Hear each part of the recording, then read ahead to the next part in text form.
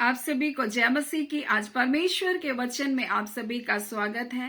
परमेश्वर पिता आज अपने वचनों के द्वारा आप सबको बहुत ऐसे आशीष को दे। पिता परमेश्वर आज अपने वचनों के द्वारा आपसे बोले और बातचीत करे। आज हम लोग परमेश्वर के वचन से कुछ बातों को देखेंगे। अपने स्वप्न को त्याग देने की परीक्षा।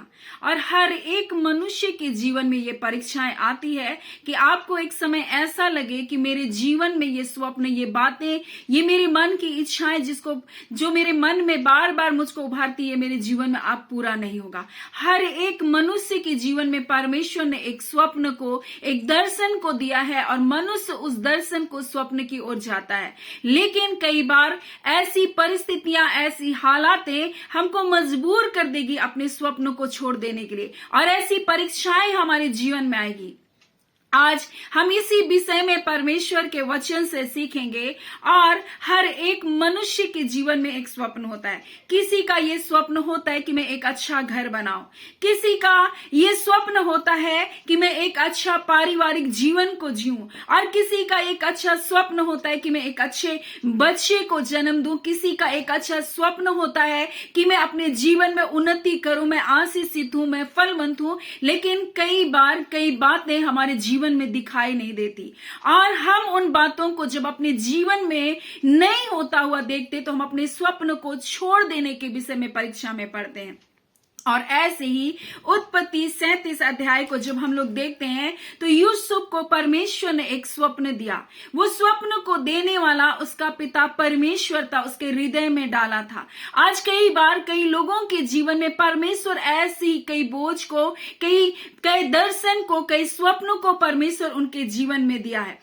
और यूसुफ को भी ऐसी एक स्वप्न को दिया, और परमेश्वर ने उसको बताया था कि वो सचमुच और राज्य को करेगा, वो सचमुच प्रभुता करने वाला बनेगा। और इस बात को परमेश्वर ने स्वप्न के द्वारा उसको बताया। एक बार नहीं परंतु उसको 2 बार परमेश्वर ने इस बात को बताया कि मैं तुमको क्या करूंगा, राज्य करने वाला बनाऊंगा। लेकिन जब इन स्वप्नों को उसके भाई ने जब सुना तो उससे और भी अधिक बैर करने लगे।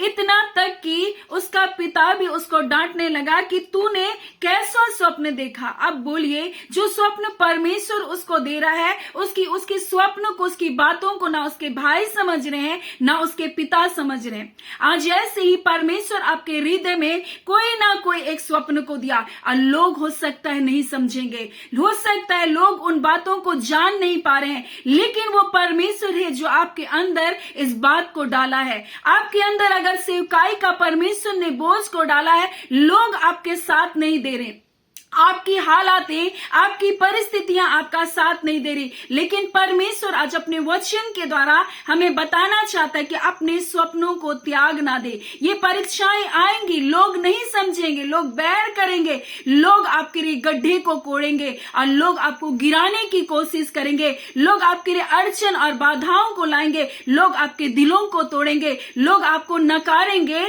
लोग आपको तुच्छ जानेंगे। लेकिन परमेश्वर आज अपने वचन के द्वारा हमें बताना चाहता है कि अपने उन दर्शन को आप त्याग ना दे। त्याग देने की परीक्षाएं निश्चय आपके जीवन में आएगी। और ऐसा ही यूसुफ के जीवन में हुआ। जब उसके भाइयों ने देखा, उसका भाई कि वो यूसुफ आ रहा है, तब वो इस प्रकार से कहने लगे, देखो वो स्वप्न देखने वाला हमारे पास आ रहा है, इसलिए आओ हम उसको घात करके किसी गड्ढे में डाल दें और कह देंगे कि कोई बहनेला पशु उसको खा गया, फिर हम देखेंगे कि उसके स्वप्नों का क्या फल होगा। लेकिन जो दर्शन, जो स्वप्न परमेश्वर ने उसको उसके हृदय में डाला, वो आपकी हालातें, आपकी परिस्थितियां, लोगों के कड़वाहट, लोगों की बुराइयां, लोगों का त्याग देना, लोगों का छोड़ देना, उस दर्शन से आपको नहीं हटा सकता है। वो परमेश्वर है जो आपके अंदर इस बोझ को डाला है, और चाहे लोग आपके विरुद्ध में कुछ भी क्यों ना कर ले, लेकिन जो कुछ परमेश्वर ने आपके हृदय में डाला वो परमेश्वर ही है उसको पूरा करने वाला।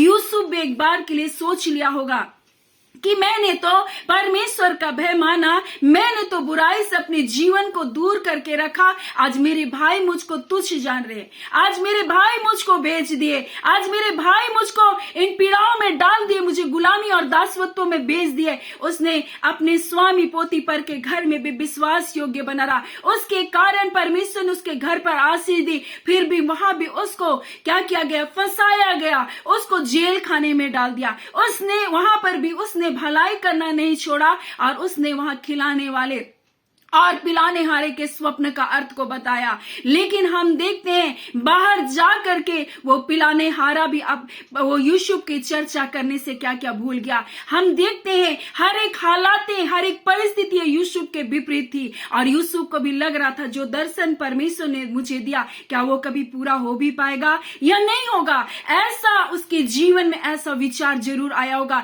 जब उसने कहा था कि जब तुम बाहर जाओगे, जब तुम राजा को पिलाने हारे के रूप में फिर से नियुक्त होगे, तब तुम मेरी चर्चा राजा से करना।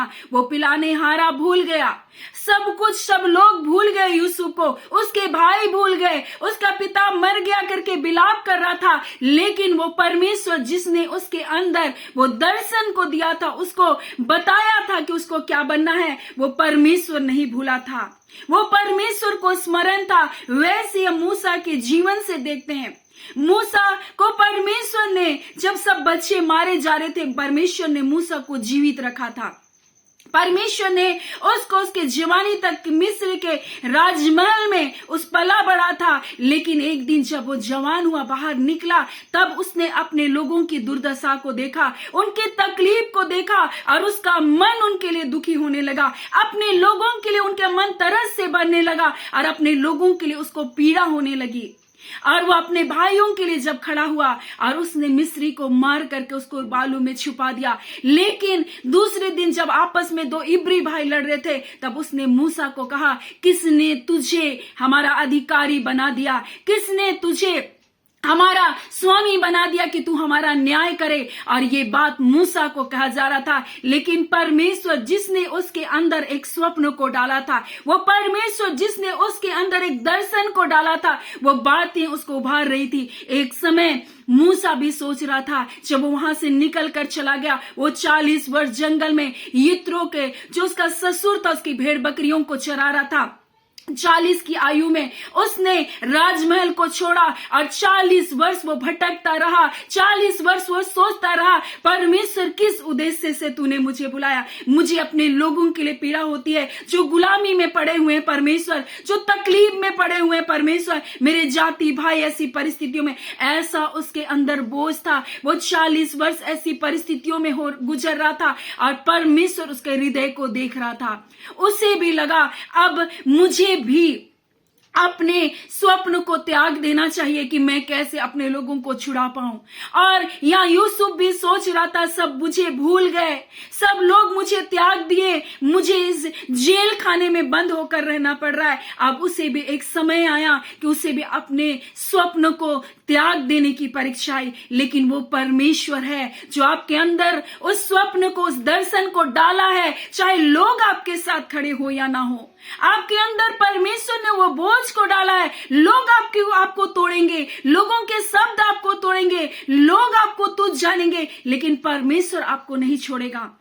इसलिए परमेश्वर ने जो दर्शन उसको दिया था, परमेश्वर ने उसको पूरा किया।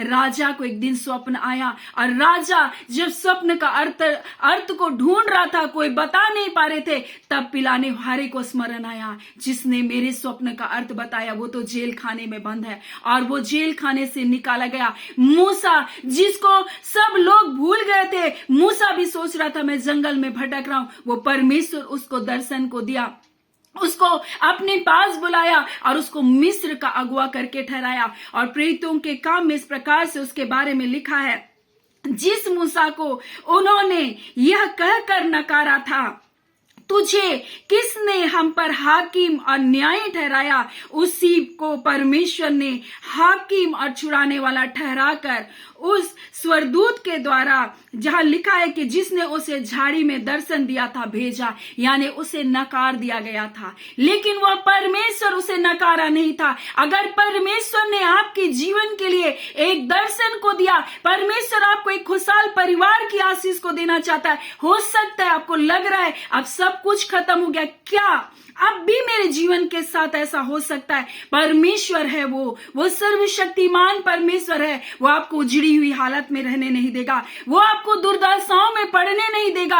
आपको लग रहा है मैं सेवा करना चाहती हूँ, मैं सेवा करना चाहता हूँ, परंतु कोई भी मेरे साथ नहीं है, कोई भी मेरा सहायक नहीं है। कोई बात नहीं, वो परमेश्वर आपके लिए ऐसे मददगारों को भेजेगा। वो परमेश्वर आपके जीवन को फिर से क्या करेगा? खड़ा करेगा। वो परमेश्वर है जिसने आपके अंदर वो बोझ को डाला, वो परमेश्वर है जो उसे पूरा भी करेगा। इसलिए मनुष्य पर भरोसा ना करे। परमेश्वर का वचन कहता है, जब मनुष्य किसी को तुच्छ जानता है, परंतु परमेश्वर का वचन अय्यूब में इस प्रकार से लिखा, देख ईश्वर इतना सामर्थी है कि किसी को तुच्छ नहीं जानता, वह समझने की शक्ति में सामर्थी है। हो सकता है आपकी शिक्षा को लेकर, आपके रूप को लेकर, आपके ज्ञान को लेकर आपको नकार दिया गया हो, लेकिन वो परमेश्वर है जिसने आपके लिए वो तुच्छ गिना गया, जो आपके लिए कुरूप बनाया गया। आपकी सुंदरता को लेकर, आपके रूप को, आपके रंग को लेकर आपको नकारा गया,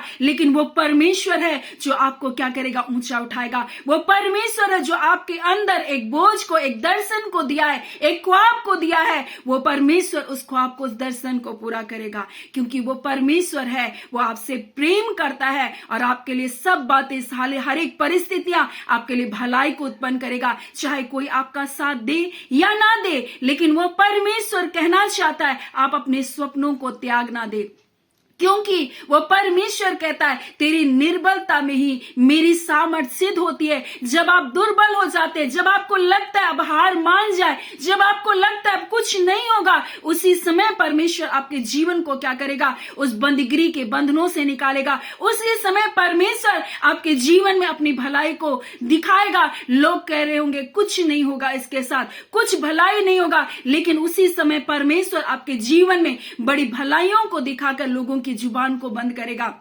और वो परमेश्वर है जो आपसे प्रेम करता है। उसने आपको ऐसे ही नहीं बुला लिया कि आप बैठकर रोते रहें, उसने आपको ऐसे ही नहीं बुला लिया कि लोगों की आलोचना से आप दुखी होते रहे। वो परमेश्वर आपको ऊंचा उठाएगा, वो परमेश्वर अपनी भलाइयों से आपको तृप्त करेगा, क्योंकि जो दर्शन परमेश्वर देता है, जो आपका पिता आपके लिए कल्पनाएं करता है, वो आपकी हानि के लिए नहीं परंतु आपके लाभ के लिए। वो परमेश्वर आपसे प्रेम करता है। अगर उसने आपके अंदर एक स्वप्न को दिया है, एक दर्शन को दिया है, एक अच्छा पारिवारिक जीवन का दर्शन को दिया है, तो निश्चय वो परमेश्वर आपके जीवन में उस बात को पूरा करेगा। सो परमेश्वर पिता इन वचनों के द्वारा आप सबको बहुत ऐसे आशीष को दे। आमीन। आइए हम प्रार्थना करेंगे। धन्यवाद देते हैं जीवते सच्चे सामर्थी खुदावन परमेश्वर, मेरे राजाओं के राजा, मेरे प्रभुओं के प्रभु, अद्भुत पराक्रमी सामर्थी परमेश्वर, अब्राहम इसहाक याकूब के परमेश्वर, जिंदों का परमेश्वर। और पिता आपका वचन कहता है खुदावन परमेश्वर, आपकी निकटता में हर एक मनुष्य जीवित है। खुदावन प्रभु जी, खुदावन परमेश्वर, इस घड़ी आपके प्रिय लोगों के जीवन के लिए हम प्रार्थना करते पिता। जो लोग पिता अपनी हालातों से हार मानने के समय में पहुंच गए, अपनी परिस्थितियों को देखकर प्रभु जी हार मानने के जैसा हो गए, परंतु खुदावन आपका वचन कहता है खुदावन, हाँ पिता, जो कल्पनाएं आप अपने बच्चों के लिए करते हैं वो उनकी हानि के लिए नहीं वरन लाभ के लिए पिता आप ही उसे पूरा करने के लिए विश्वास योग्य परमेश्वर। खुदावन यूसुफ के जीवन में ऐसी बातें आई जब उसको लग रहा था कुछ नहीं होगा, परंतु खुदावन वो आप थे जो बंदीगिरी से निकाले। मूसा के अंदर ऐसा बोझ था अपने लोगों के छुटकारे के लिए, परंतु एक समय आया उसे लग रहा था बस ये भेड़ बकरियों को चराना ही मेरा काम बच गया, परंतु परमेश्वर पिता आप ही जो से मिस्र का महान, हाँ पिता परमेश्वर, मिस्र के गुलामी से निकालने के लिए अपने लोगों के लिए, इजरायलियों के लिए महान अगुआ बनाकर आपने खड़ा कर दिया। ऐ पिता आज के दिन अपने लोगों के जीवन से आपने बोला और बातचीत किया। आपके प्रिय लोगों के जीवन में उन मरे हुए ख्वाबों को, उन छोड़ दिए हुए ख्वाबों को आज फिर से आप जीवित करने जा रहे हैं। पिता,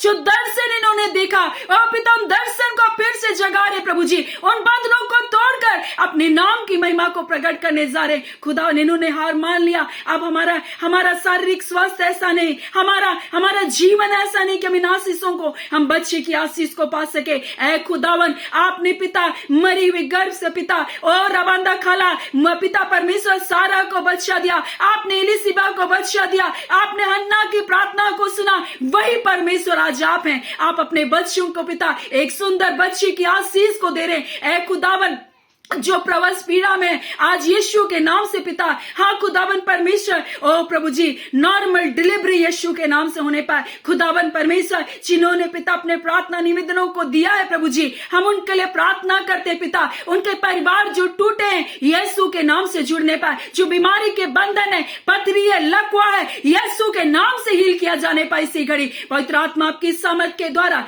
यीशु के नाम से ये चंगाई को पा रहे। हर बंधन टूट रहा है। दुष्ट आत्माओं के सारे बंधन जो पिता इनके स्किन को खराब कर रही है प्रभु, ओ पिता दाग और धब्बे को लेकर आ रही है, आज हम यीशु के नाम से उन सारे दाग और धब्बे यीशु के नाम से मिटने का आदेश देते हैं। क्योंकि यीशु मसीह हमारे लिए कुरूप बना और अपनी सुंदरता को दे दिया। हर एक दाग और धब्बे जो इसके शरीर मन के चेहरे पर है प्रभु, आज यीशु के नाम से वो खत्म होने पाए। हर बंधन टूटे दुष्ट आत्माओं के, हर शैतानिकता के बंधन जले यीशु के नाम से। आज ही के दिन खुदावन परमेश्वर, हाँ पिता, आपके से बच्चों के शरीरों से वो जो चमड़े निकल रहे प्रभु जी, ओ पिता परमेश्वर, वो जो झाइयां है खुदा, आज यीशु के नाम से खत्म होने पाए। खुदावन परमेश्वर, आपने अपने बच्चों को प्रभु जी अपना तेज को दिया है प्रभु जी। ऐ खुदावन परमेश्वर, ये घटने वाला तेज नहीं, परंतु ये पवित्र आत्मा का तेज है प्रभु जी, जो बढ़ता चला जाएगा। खुदावन परमेश्वर पिता, आज अपने लोगों को पिता, जो प्यासी भूमि के समान, सूखी भूमि के समान अपने जल को बरसा रहे प्रभु, अपने पवित्र आत्मा से परिपूर्ण करे, जय और छुटकारे को दे रहे, बंधन टूट रहे यीशु के नाम से। खुदावन परमेश्वर, आपका धन्यवाद देते हैं। हम आपको सारी आदर महिमा देते हैं, धन्यवाद देते पिता। आपने प्रार्थना सुना, प्रार्थना आपके बेटे यीशु के नाम से मांगते हैं। दया सुने, अनुग्रह से ग्रहण कर लीजिएगा। आमीन। परमेश्वर पिता आप सबको बहुत ऐसे आशीष को दे। आमीन।